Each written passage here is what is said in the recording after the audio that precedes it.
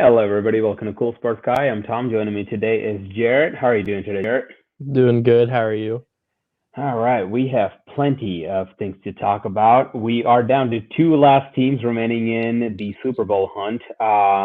So let's talk about the teams that lost to begin with. We did have Kyle Shanahan, not a surprise, blew another lead in the fourth quarter in a very important game. So what do you think about the 49ers and what do you think about the Kyle Shanahan 10-point blow?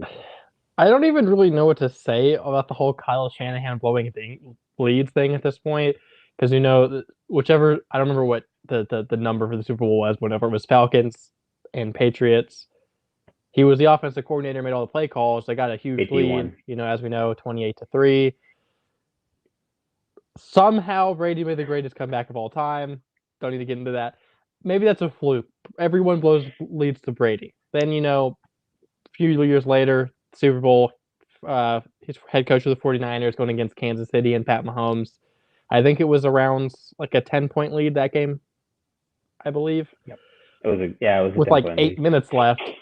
Correct. Pat Mahomes, again, great quarterback, one of the best quarterbacks in the league, super talented. Okay, maybe that's just a fluke again. But for the third time, and I don't want to discredit Matthew Stafford. I love Matthew Stafford, and I'm a huge fan of his. He's one of my favorite players in the league. But he's not on that tier of quarterback, and yet he still came back in that game. I know you could throw out blame on different players. I know Garoppolo didn't have a very good game. But at the same time, that defense played really well. They held the Rams to 20 points to end the game, which the Rams, I know, are known for their defense, but they also have a very good offense. Holding them to 20 points, that should put you in a very good position to win the game, and somehow they don't. I don't understand how they don't put up any points. I saw this statistic from like when they lost in the three games he's blown, like the three leads he's blown in playoff games, just the Super Bowl or both Super Bowls, I guess, and then this one, he's been outscored. I think it's like 55-0 in the fourth quarter of those games. Yeah. That's a problem. Yeah. Well, yeah, so the 28-3, that was Super Bowl 51. And I think a lot of things went right for the Patriots in that game. Yeah, I don't think that I put the entire blame on Shanahan. The Falcons defense also gave up 25 straight points. Well, actually more than that. They gave up, 31 straight points in that game. So I think a lot of that is also, on the entire team. I mean, at the end of the day, more than midway through the third quarter, you had a 25-point lead. You put your offense in position to win. The unfortunate reality or truth here is he has the biggest blowout in Super Bowl. He's tied for the second biggest in Super Bowl, our fourth quarter loss in Super Bowl, tied with the Seahawks, both with Brady. And he now has the biggest blowout in an NFC Championship game, also 10 points. So yeah, something needs to be done. Whether, I don't know if he's overthinking and not being aggressive enough, or maybe he's being too aggressive in the fourth quarter to continue to keep that lead. But whatever it is, something isn't working right. The only thing I can say is in the very end, at the end of the day, Matthew Stafford should have been picked off. I think that was I don't think that would have determined the game very much, just because it was still very early in the fourth quarter. I don't know if you remember that throw. Yeah, but then who was his receiver also had a drop in the end zone. It's the other white dude who's not Cooper Kupp. Higbee, is it? No, it's their fourth string receiver whose name I cannot remember. Yeah, I can't remember the. Got a lot of K's and Z's in it and whatnot. He had that drop, but Jimmy G's very last interception, I don't blame Jimmy Garoppolo for that. I actually think Jimmy G made a very good play. I don't know if you recall the play at all. Yeah, when he was getting tackled to the ground by Aaron Donald, I believe, and kind of flipped it to the running back, which it was a little high, but I still think it should have been caught. Yeah, but no, it hit the running back in both of his hands, and if he was either trying to throw the ball away, which you can't blame him for doing that at that point, because if it didn't hit the running back in the hands, the ball would not have been picked. So if the running back should have either caught it or it should have been an incomplete pass. When you're in a third, I think it was a 3rd and 12, 3rd and 13, something like that. Trust me, it was much better decision to throw that ball away. What Jimmy G did was the right call rather than taking a sack and having a 4th and 20 or whatever it was. But at the end of the day, Shanahan needs to do something. Maybe he just needs to hire an assistant coach that's just going to control the game late in the game. Once you get into the 4th quarter, Shanahan should just step away and be like, hey, listen, I have it set up for you. Just go win it. So, yeah, I mean, it's unfortunate. Good news is we're both rooting for the Rams to win the game. So that happened. It didn't look very pretty. It will, from a Shanahan perspective, it does suck because 4 or 6 straight wins against the Rams, and then boom, you just lost when it mattered the most. But moving on from the NFC, we're gonna go to the Chiefs Bengals, where the Bengals also made a second half comeback. They held the Chiefs to 3 points in the 4th quarter? It was 3 points, which was I think it may have been at half, and the only 3 points they scored was in the last seconds to send it into overtime. Right. So, thoughts? I don't. It's very surprising at the very least. I'll say that. I know that like in the playoffs, anything can happen. But the Bengals making it this far seems kind of insane if you really think about it. 2 years ago they were a 2-14 team. They get Joe Burrow number 1, and in the draft where they got Burrow, I don't even think they had outside of Burrow. I don't think they had that great of a draft. Except, I mean, T. Higgins I think was their 2nd round pick that year, who I think is solid. But none of the other players in that draft I think are really like even decent role players. And their draft this last year doesn't really stand out. And they haven't spent big money in free agency outside of like William Jackson and Chidobe Awuzie, who are both cornerbacks. And yet, here they are in a Super Bowl after, again, last year when Burrow tore his ACL, were one of the worst teams in the league. And then, they're in a Super Bowl now just out of the blue. And it's not like they beat bad teams to get like a fluke schedule in the playoffs or anything. The Raiders were maybe the worst team in the AFC outside of Pittsburgh, in my opinion. But, I mean, they're not a bad team, nonetheless. The Titans, I think, are severely underrated because of that loss. They're still a solid team. Tannehill had a bad game, yes, but they are still a very solid team. And then the Chiefs just kind of tops it off. The Chiefs, I think, are still probably the best team in the AFC. And I'm not saying it's a fluke because you don't just get flukes 3 weeks in a row to make it to the Super Bowl. The Bengals are just that good. But I think it's still super surprising the Chiefs lost that, especially with blowing the lead they did. I know we talk about Kyle Shanahan blows leads in the playoffs all the time, but I don't think that's very much of like a, for the most part, an Andy Reid, Pat Mahomes thing. I think it's surprising, but I think it's kind of goes to show how important a quarterback is in the NFL. I know Pat Mahomes is probably still a better quarterback than Joe Burrow, but who had the better game was Joe Burrow, and the team ended up winning. Also, one more side note to add. I won't even put all of the congrats to Burrow. The Bengals defense only allowing 3 points to the Chiefs is insane. The Bengals defense, I didn't even know was that good. Thank you. How the adjustments they made at halftime, insane. And I don't know who the defensive coordinator is. I don't know his name. But the man deserves some kind of promotion, maybe being a head coach sometime soon. I don't know, but that was insane.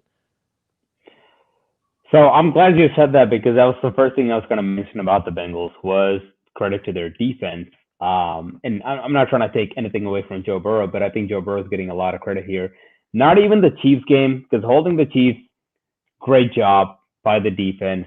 But Burrow actually went down and scored while they were making those stops. The Raiders, the defense stopped them. That game could have went overtime. I don't know if you remember that game. Pretty much came down to the wire.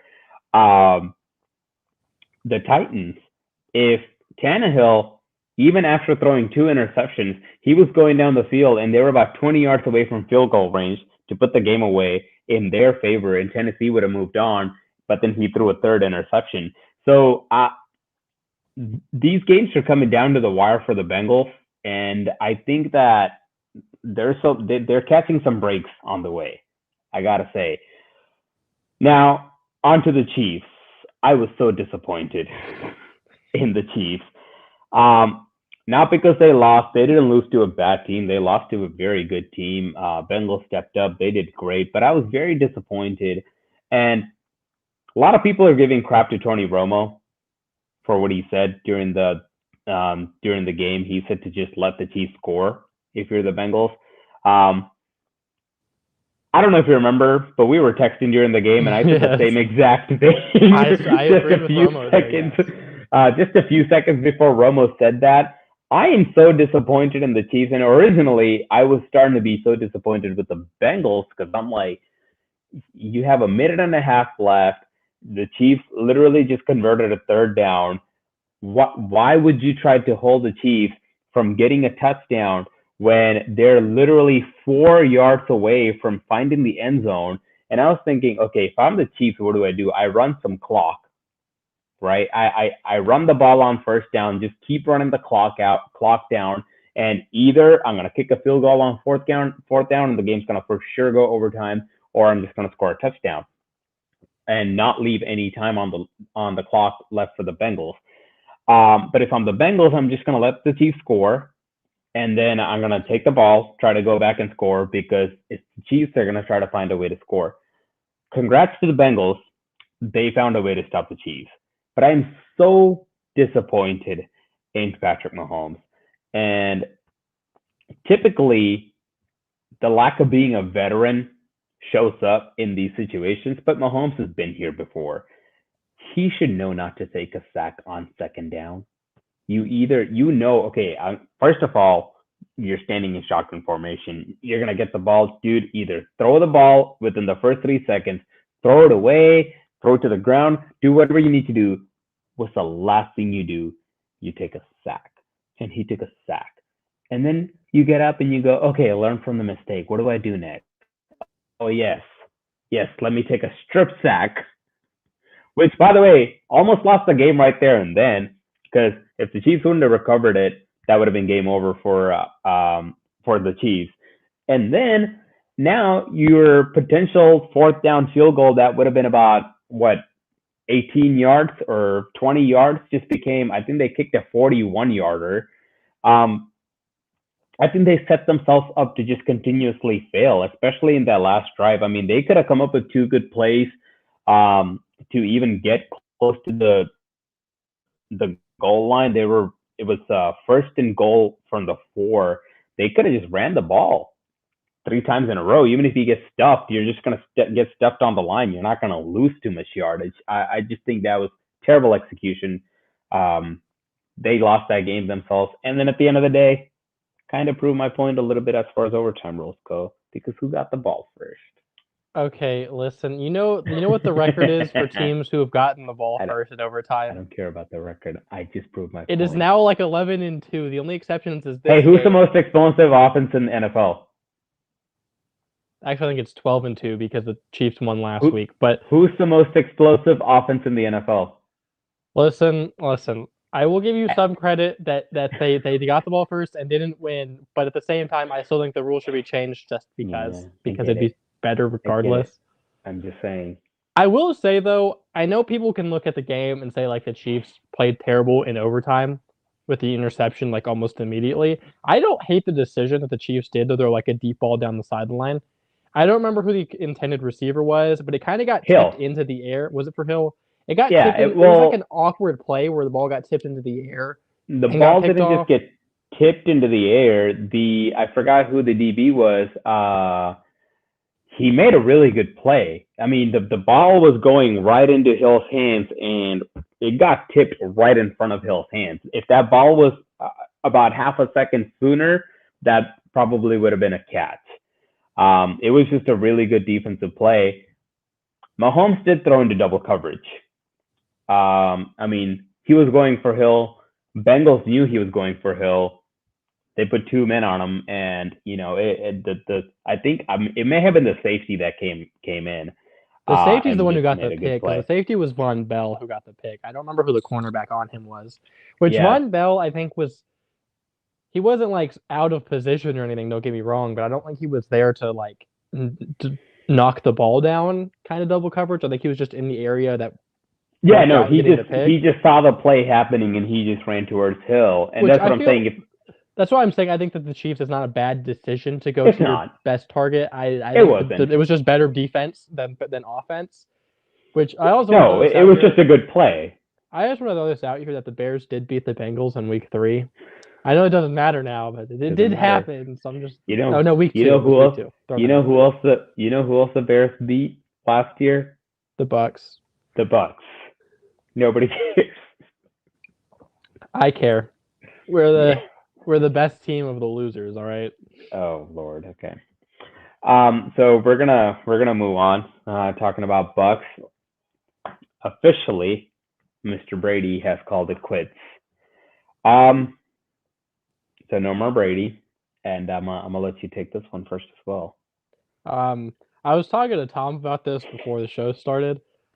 Uh, I don't know if anyone knows my age, but so I was explaining. Tom Brady has been in the league as long as I've been alive. Tom Brady was drafted in I think 2000, I believe. I was born in the year 2000. So there's never been an NFL in my lifetime that didn't have Tom Brady in it in some capacity, which is very bizarre for me. I know like when I'm like an infant and whatnot, it doesn't really matter, but it's so weird to me because I just remember since I've been into football, the best quarterback in the league has been Tom Brady, and it's been Tom Brady year after year after year after year, and now it's just even this year you could say Tom Brady was the best quarterback stats wise, and now he's just gone. Which I know we talked about this whenever it was still like a debate whether he was going to retire or not. I didn't think he was going to. I feel like losing in the divisional round is not a very Tom Brady way to go out. I get that there was like the comeback and he basically put them in a position to win. I just feel like he was going to go out kind of like a Peyton Manning where he rode off into the sunset of another Super Bowl. I know that's a lot to ask. That's just my vision of it. It's I don't have much to say about it, which is weird given the how big of news it is. It's just bizarre that it's like over. It's one of those things you think about like you don't really think that it's ever going to end until it does end, and that's kind of how where we're at right now. And I Yeah, I don't don't really think know what we've to say done about it. processing it yet. It's Until week 1 next year, I'm not going to process that he's not there. yeah, yeah. No, that's exactly it. So a few days ago, I had a memory on a Facebook memory pop up, and it was a picture of me staring at the TV. It's from February 1st of 2015, and that was the Super Bowl for the 2014 season against Seattle, and that was the very first time I bet a lot of money on a football game. And for me, at the time at least, it was a lot of money on a football game because I had $350 on the Patriots winning the game. And I was staring up at the TV because, well, they were down by 10 points in the fourth quarter. And I remember them getting the ball punted to them. I think it was around 11 minutes left in the game. And you got the Legion of Boom. Brady's already thrown 2 picks. They didn't score a single point in the third quarter. And I was just sitting there and or standing there and I was watching the game and I was like, he's got this. There's just something about the guy. I was just like, he's got this. I've seen this guy play before. I think he's just gonna go score. And then he went and scored. And then the Seahawks go 3-and-out, punt the ball. Game's 21-24. They get the ball back, and I'm like, he's got this. And they went and scored again. This man, people made jokes about how Stafford ended Brady's career. This guy ended the Legion of Boom. I don't know if you remember the same defense that beat the crap out of Peyton Manning. This man went on a back-to-back, near perfect touchdown drive, and they're all thrown. There was no running game. There was no Matt Ryan fumbling the football on his own 25-yard line. There's none of that. It was just pure, okay, they have a really good defense. Hey, guys, everybody step up. Take the running back out. I'm just going to stand in shotgun formation, and I'm just going to throw, and I'm just going to drive y'all down the field. And that was 7 years ago. I think at this point, 8 years ago, 2014 season. Yeah, it was 7 years ago. And that was one of the greatest Brady performances I've ever seen. And I mean, even before that, and especially since then, I'm like, this guy's got it. No matter what the game is, no matter what the situation is, I always just look up and I'm like, even when he's just on the sideline, I'm like, he's got this. And for the most part, he's proven us right.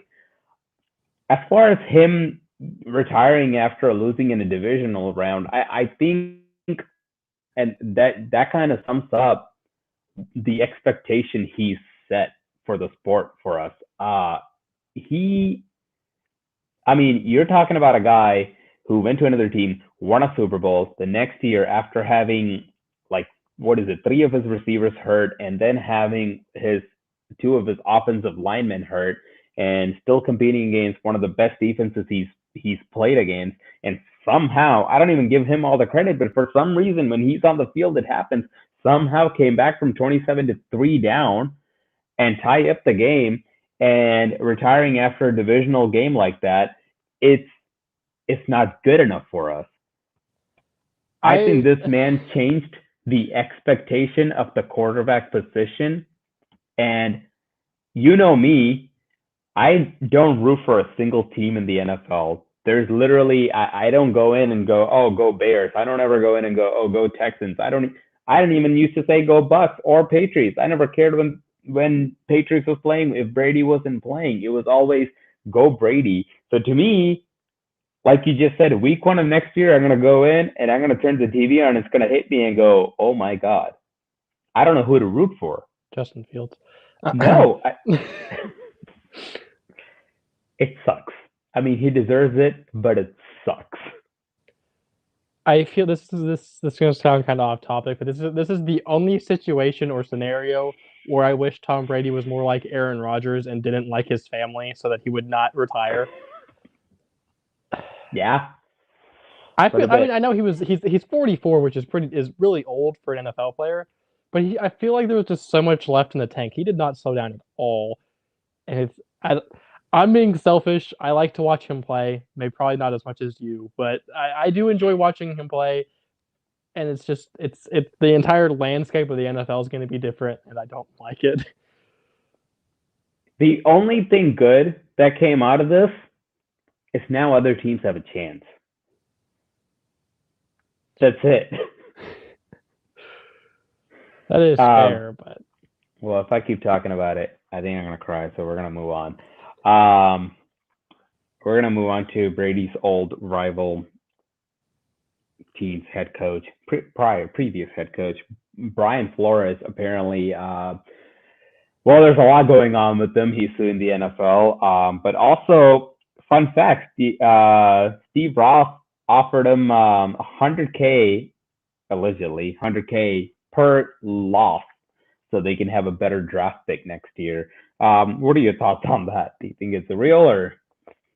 for the Dolphins' sake, I hope it's not real, because if this does come out to be true, I'm almost certain that they will be forced to sell the team because that's like highly illegal.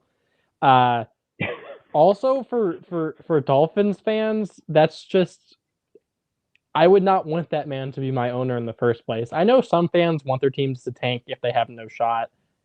I've never been a fan like that. I think tanking is stupid. And it even goes more into show how good of a coach Brian Flores is, which I think he should be a head coach somewhere else, whether that be like the Texans or the Saints or what other openings are left. I like that team on paper was probably one of the worst teams I've ever seen. And now like they lost week one that year. They lost, I think it No, was they either to won week Baltimore or New one. England. No, they lost to That Baltimore New they England week one and week two by like 50 points in both games. No, that's not this year. No, They beat. I was talking about the year he got hired. Oh, I don't recall. I think that may have been Baltimore. It was Lamar Jackson's MVP year, which I know Okay. they played Baltimore and New England in week one and two. I just don't remember what the order was. It may have been Baltimore then New England, but they lost by like 50 points in both games. And I remember going in that season, I was thinking like this is one of the worst teams I've ever seen, especially on paper. They have like no talent whatsoever. It's Minka Fitzpatrick, I think, was in his going into his second year and demanded a trade because they were so bad, which I've never seen a young player like that demand a trade so quickly. Which he ended up in Pittsburgh, which good for him. They also haven't won anything. But it just shows how bad that team was. And that year they still ended up winning 6 games, which is insane. I think Brian Flores is a great coach.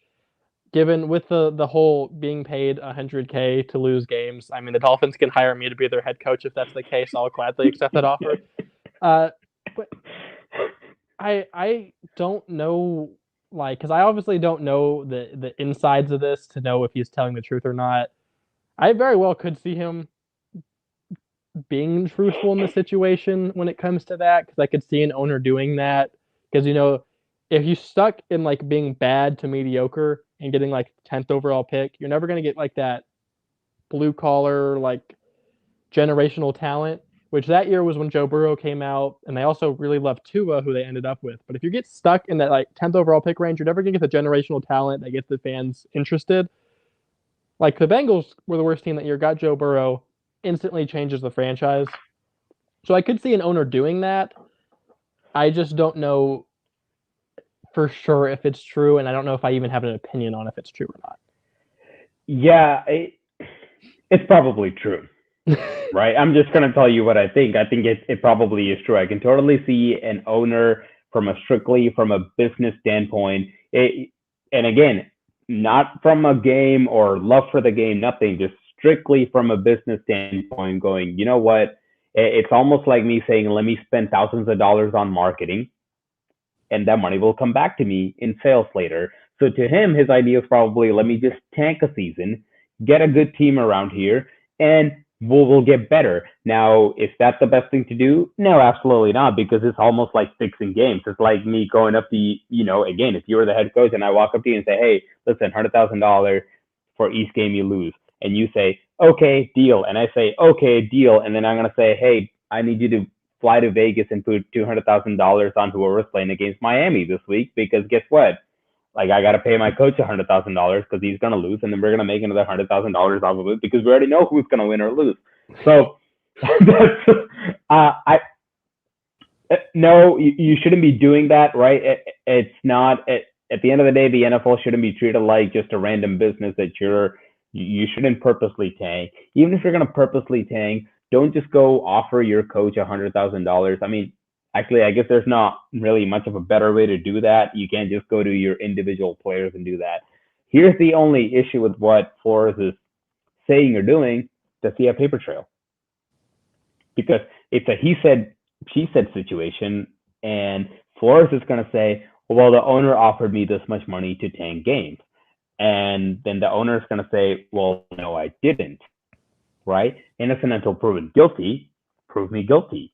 Unless you have some kind of recording, text message, email, whatever it is, freaking screenshot of Snapchat, I don't care. But unless you have that, you have nothing on me. So I think this is just going to get pushed under the bridge. Nothing's going to come out of it.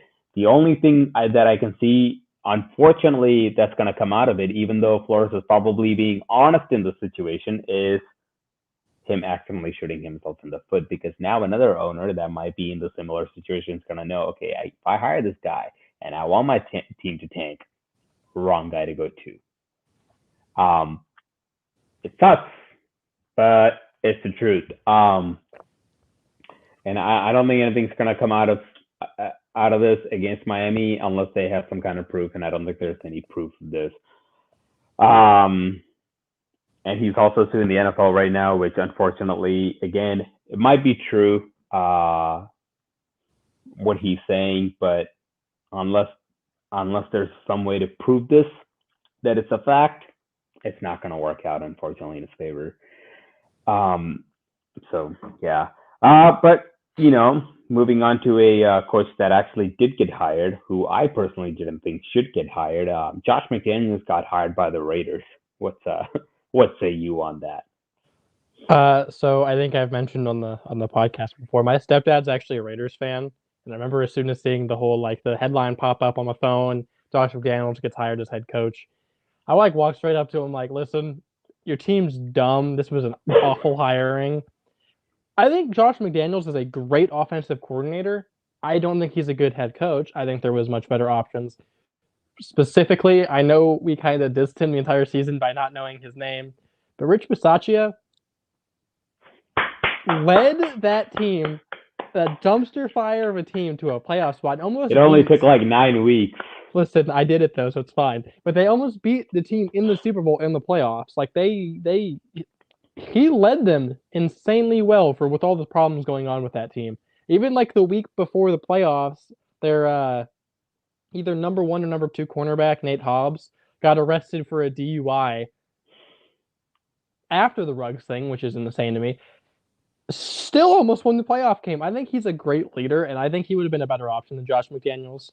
What I will say about Josh McDaniels, though, I think, like I said, he's a good offensive coordinator. I think he's a good play caller. But there's a lot more to being a head coach than calling plays. And I think that was shown when he was a head coach the last time.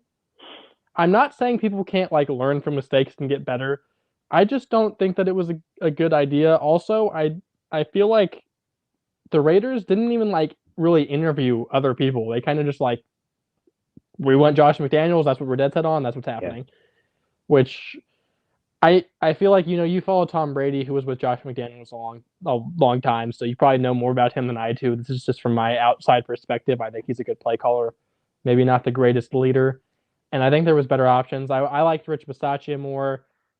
I still think Byron Leftwich should get a chance as a head coach somewhere. I think he's a great coach. He led Jameis Winston to throw 30 touchdowns. We're going to ignore the interceptions, but 30 touchdowns and 5,000 yards is pretty insane for Jameis Winston. It was 50-50. You either got a pick or a touchdown. It is Jameis Winston, though. I mean, give him some credit. Jameis Winston threw 30 interceptions anyways. He got added the touchdowns and the yards to it. So I think that he did a good job. I think he should deserve a shot somewhere. I think I could maybe be surprised. I've been surprised by coaches before, but I just don't think Josh McDaniels was a great option. Yeah, so, well, I'm just going to start off with this. I hate this hire. Okay. I think it's terrible, right? But here's the thing. I think I've given Josh McDaniels so much crap about, how he shouldn't be a head coach. I don't think I've seen a big enough sample size for me to actually sit here and just judge on how terrible he will be as a head coach. But that being said, I can only speak on what I believe or what I know, and I don't see Josh McDaniels being a good head coach. Like you just said, there's a lot more than being a play caller to being a head coach. And I think one of the biggest things is leadership quality. And that's the last thing I see in Josh McDaniels for some reason. I mean, I just don't see that with him. I think he's a great offensive coordinator. I think he's far better than good. I think he's a great offensive coordinator. He can actually make adjustments. I think that's one of the biggest things he's learned from Belichick is making adjustments as the game go, finding out who needs to do what differently in order for the team to win. And McDaniels is great with that. But I don't necessarily see him being able to actually have that commanding voice in the room to go, okay, I'm your leader. I'm going to lead you to win games. Like, I just don't see that happening. And yeah, Rich Bisaccia, I don't understand why the Raiders just didn't. I mean, the Raiders should not have even interviewed anybody. They should have automatically said, hey, listen, we gave you this team halfway through the season when it was a dumpster fire. And even throughout the season, so many things went wrong, and you somehow was a couple of yards away from potentially beating who's now in the Super Bowl in the playoffs. I don't understand why not say, do this for at least one more year. Let's see what we can get out of it. It makes zero sense to me. Josh McDaniels, in my opinion, should be the guy who's still looking for a head coaching job, and Bisaccia should be the head coach of the Raiders. That I think maybe that's the reason why I'm so against this Josh McDaniels hire. I think it's probably because of the fact that Bisaccia actually didn't get the job.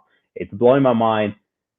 Not sure why, not sure what's happening there, but I think the Raiders screw up. I think the Raiders made a great call when they moved him up to the interim head coach, and then they just crap the bed. Yeah, I want to add something. I know that like a lot of teams nowadays, they're going the whole like Sean McVay route of they want a head coach who's young and calls plays and offensive guru. Kind of like what Matt Nagy was supposed to be. Experience matters, though, man. No, what I want to say to that is while that works, and it seems to work quite often, that only seems to work whenever they have a star quarterback, which I know I've been saying quarterback's the most important position. Because in the you want to call it the Shanahan tree, Shanahan's the only one who's really done it without like a great quarterback. Because he's had Garoppolo, which Garoppolo has his ups and downs. I think he's average. McVay did it with Goff for one season, but they also had a very good run game. And then this year, they have Matthew Stafford, who I think is underrated. You have Matt LaFleur has only shown he can do it with Aaron Rodgers. Like the few games Aaron Rodgers hasn't played since LaFleur has been coached, I think they've lost all of them. And Zach Taylor with the Cincinnati Bengals, Joe Burrow's already shown he's an elite quarterback. I think that the coaches that I'd rather have on my team, given the Bears are never going to have a franchise quarterback, it seems, are those ones who don't even call plays, the ones who have been defensive coordinators, special teams coordinators, who let their coordinators do their job and they just take on the role of leading the team. Your Mike Tomlins, your John Harbaughs, your Bill Belichick's, that kind of thing. Those coaches seem to be great hires, and that's exactly what the Bears' new head coach, Matt Eberflus, is doing. I'm just throwing that out there. Great defensive mind. He's not calling defensive plays. He's already announced that. His offensive coordinator and his defensive coordinator are going to call plays, and he's going to lead the team. And I feel like that works out a lot better. And I think that's what Rich Bisaccia was doing with the Raiders. He was a special teams coordinator who just led the team. I feel like he showed he was a great leader. Josh McDaniels, I don't think has ever showed that. And I kind of have this weird hatred for him for what he pulled on the Colts in 2018, I believe was the year. Where that was well deserved. I'm sorry. We can disagree on that. I don't think Josh McDaniels necessarily went the right way on that, but you know what? The Colts are the reason why Brady does not have, I think it's the 5th most starts in a row. So screw the Colts. The Colts got what they deserved. They lost the game 45-7 and try to blame that on a deflated football. Okay, listen, I'm not getting into that. I think from a professional standpoint, if you're a coach and you agree to sign a contract with the team. I think from a professional standpoint, when you get your teeth kicked in a game, you take the loss and you go home. Listen, I'm not talking about that part of it. I'm talking about the fact that he agreed to sign a contract, got assistant coaches to agree to go there as well, then backed out last second, left all the other coaches up like hanging out to dry to where they're like, well, we either take this job or we don't have one for another year. So they kind of had to take the job. I blame Josh McDaniels for that. That's kind of his fault. I'm a little butthurt about the whole Deflategate situation, as you can tell. Listen, I thought I do agree with you. I think he did mess up. Which that's not a good sign of leadership either. That's probably the lack of leadership he's already shown that made it even lower. I think I don't know. I just don't really like Josh McDaniels as a person, and I think someone with like obvious moral problems like that who would do that to a team and other assistant coaches. Going to the crap show that is the Las Vegas Raiders, I think it's a terrible mix. Which, by the way, in that division, man. Well, especially with Aaron Rodgers might go to Denver. Who knows? You're not winning anytime soon. Yeah. Well, there is a potential chance that Aaron Rodgers might actually end up in Tennessee because apparently he bought land in Tennessee and is open for trade with the Tennessee Titans. So what do you think about that? Do you think he should leave the Packers? Oh, I like it's gonna sound biased coming from a. You're gonna say he should. I know, but I want to say that I think I do a good job not being completely biased. I'll have my moments and I'll clarify that I'm being biased, but I feel like I do a relatively good job keeping it unbiased for the most part. I think he should leave.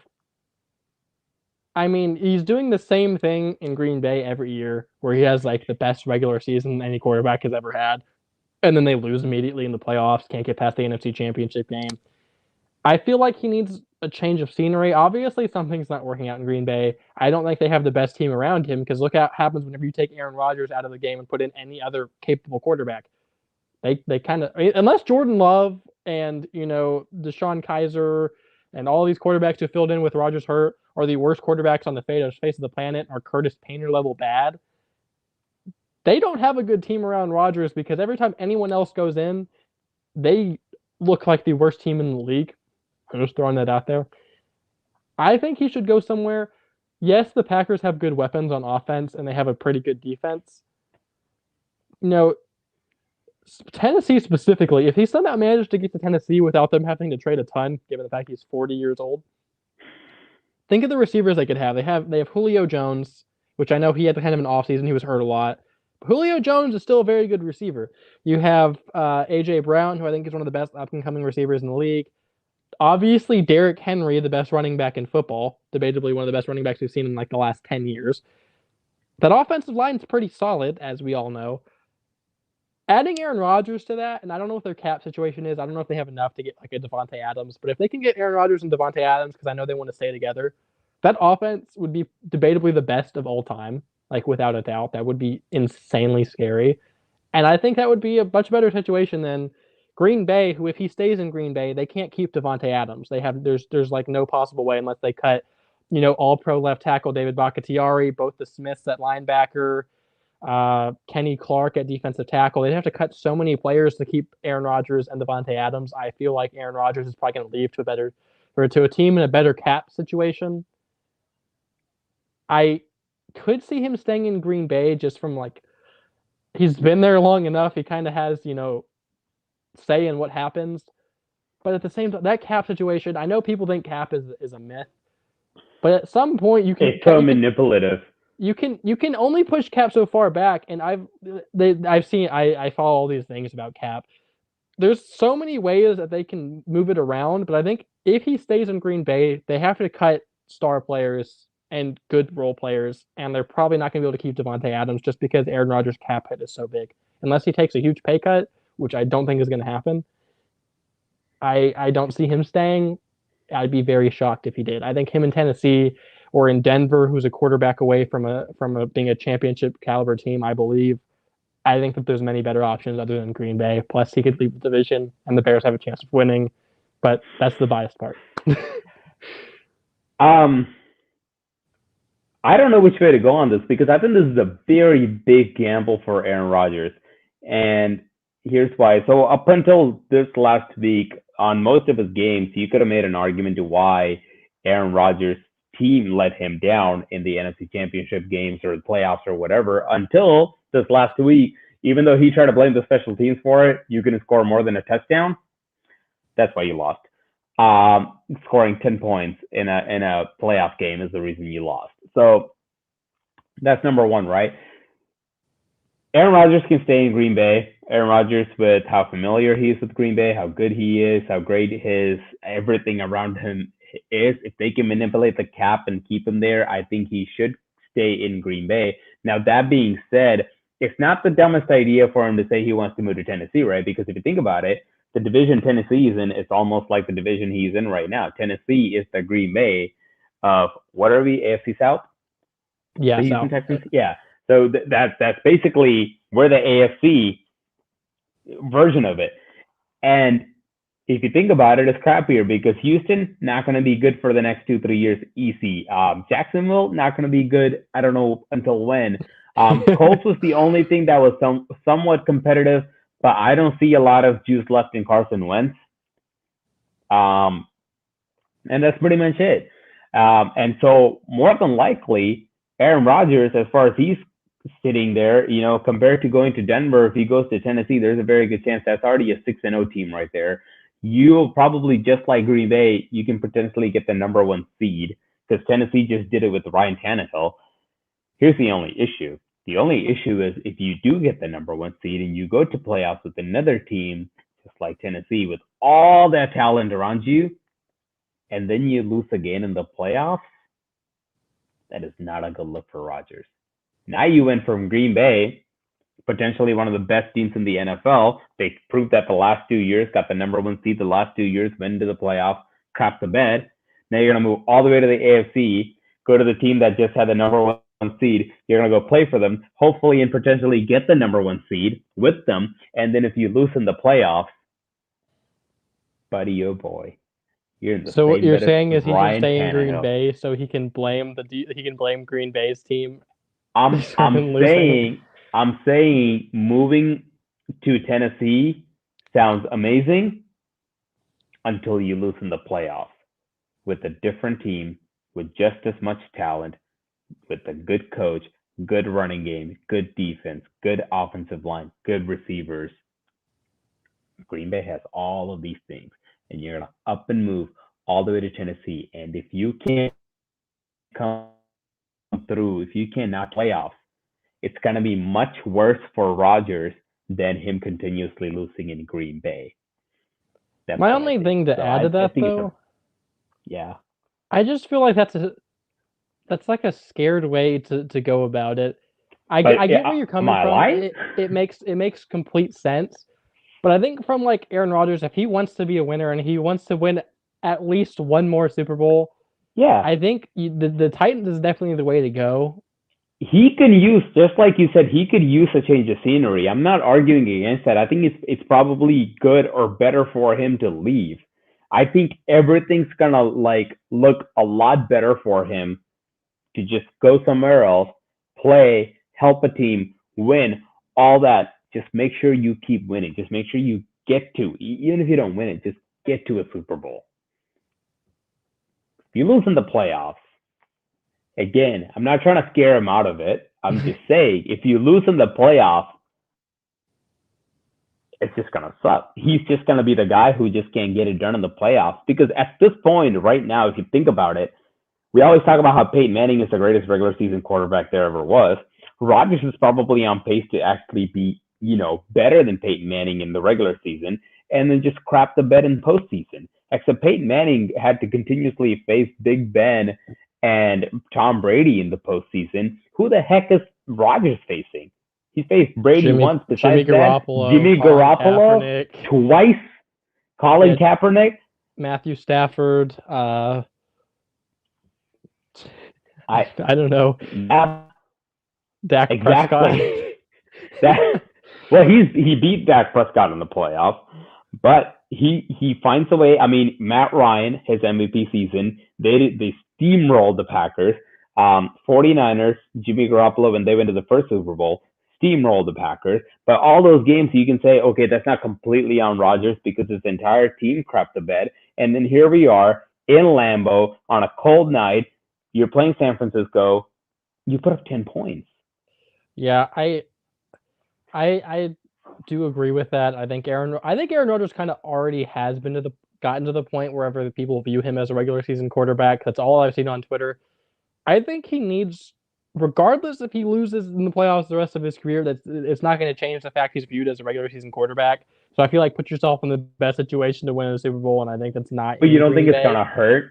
You don't think it's the I opposite effect of, like, think about it. Think about Brady being with the New England Patriots, winning 6 Super Bowls, and everybody's like, or at least about 70% of populations like, this is the greatest quarterback to ever play the game.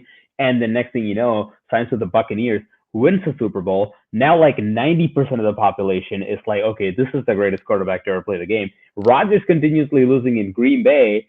50% of people are like, okay, he's the best regular season quarterback, maybe. And then he's going to go to another team. And then if he loses there in the postseason, I rather think about it this way: is as of now, people view him as a regular season quarterback. That the only way to change that is to win. So if he stays in Green Bay, I don't think they're going to win a Super Bowl in Green Bay. So you don't have a chance of fixing it. I think if he goes to Tennessee and loses in the playoffs, it's not going to really change people's opinion on him being only a regular season quarterback. It's just going to be like more solidifying it, which doesn't really change anything. But if he goes to Tennessee or Denver or whatever and wins a Super Bowl, then he can be like, oh, well, look, it was Green Bay the whole time. And then saves his yeah. legacy or whatever you want to call it. I feel like you could view it either way.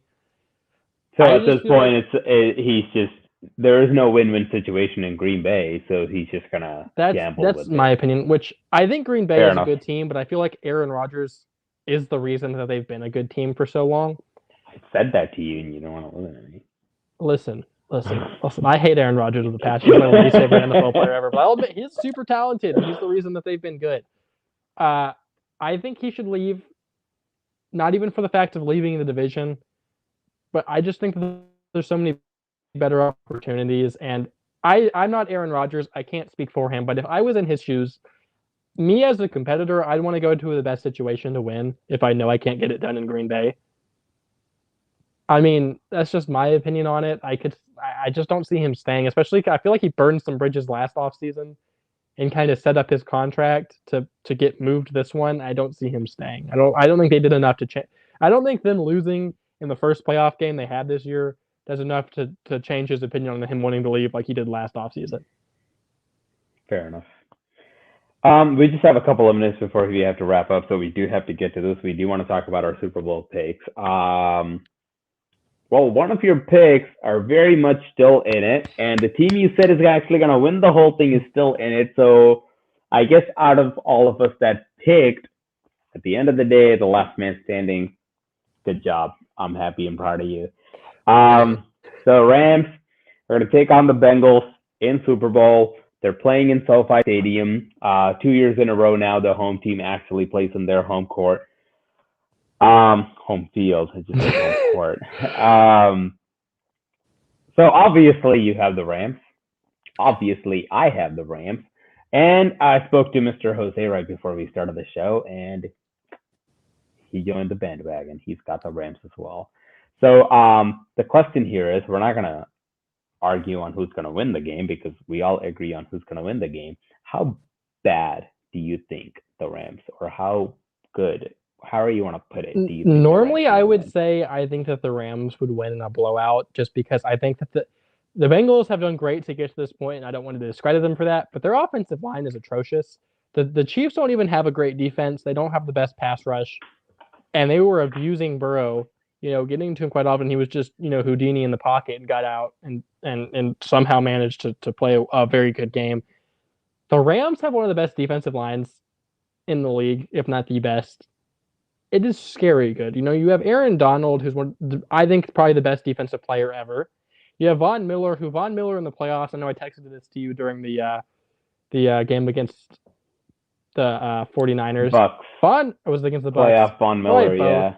Von Miller in the playoffs is one of the best players in the league. I don't know what it is about him in the playoffs, but it's insane. And then you have Leonard Floyd, who used to play for Chicago. That's why I know so much about him. He's very underrated, and I think he's kind of developed himself into a star in the league. Maybe not a superstar, but he's a very good pass rusher. Then you have Ashawn Robinson in the middle. I think that defensive line is just scary good, and I don't see Burrow. I think he got sacked 9 times against Tennessee.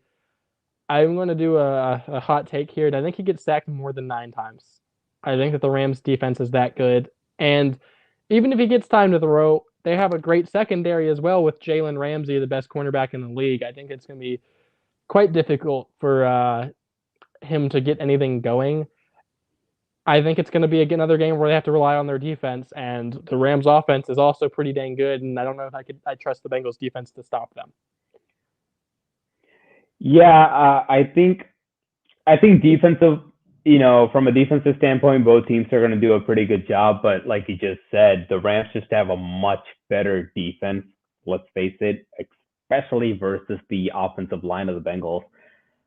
Joe Burrow's going to take a bunch of hits. He's going to take a bunch of sacks. He might even finally turn the ball over while taking a hit or so in this game. First thing I want to say is, Bengals losing this game, don't be discouraged at all. Nobody expected you to be there. You were not supposed to be here. You won 2 games last season. You have a young quarterback. You have lots of talent, and you have a lot you can build on to work with to actually be in a better position to come back next year or the year after or whatever it is. So congrats on how far you made it. Great job. I'm not saying you're going to win or lose the game. I mean, I'm predicting you to lose the game, but if you win, then greater job. That's number one. As far as the Rams, I honestly thought the Rams were just going to win it very comfortably. I thought the Rams were going to win this game at least by a touchdown. And now I'm hoping they won't. I still want the Rams to win. I still think the Rams will win. I just hope they win it by like a field goal or something. Because of Mattress Mac. Because I don't know. Yeah, he bet the man like $3.5 million. Yeah, for anybody who doesn't know, he owns a furniture store. He's called Mattress Mac over here. The guy's, I mean, he's filthy rich, but he's also one of the most giving human beings the city's ever seen. And yeah, he's got, I thought it was $4 million. Maybe it's $3 million, but he's got that on the Bengals. It's a 4.5 spread. I really hope they cover the spread, because I really hope this man actually wins the game. So yeah, for his sake, I really, really hope that the Bengals actually cover the spread, even though I hope the Bengals actually lose the game, because I got the Rams winning it, and I want Matthew Stafford to get a Super Bowl ring and be like, haha, see Detroit, get your crap together. So that's that's my pick. And Mr. Jose's finally joined the bandwagon.